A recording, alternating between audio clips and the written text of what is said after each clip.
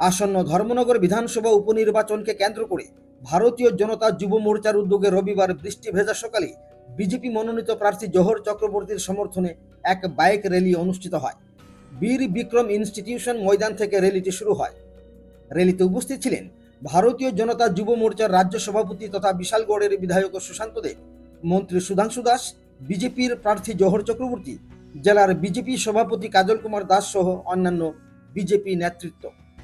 এক সাক্ষাৎকারে মন্ত্রী সুধাংশু দাস বলেন যে বাইক মিছিলে যেভাবে যুবকদের উপস্থিতির সংখ্যা তা প্রমাণ করে যে জোহর চক্রবর্তীর জয় একেবারে নিশ্চিত।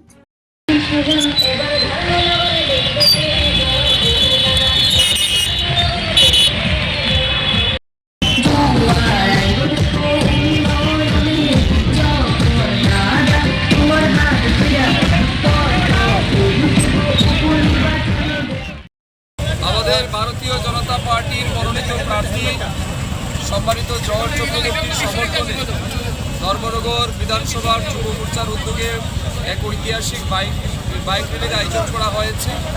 এই বাইক র্যালিতে যেভাবে যুবকরা অংশগ্রহণ করছে বাইক নিয়ে, আমরা আসলে যতটা প্রত্যাশা করেছিলাম তার মনে 3 গুণ যুবক এই বাইক র্যালিতে উপস্থিত হয়েছে।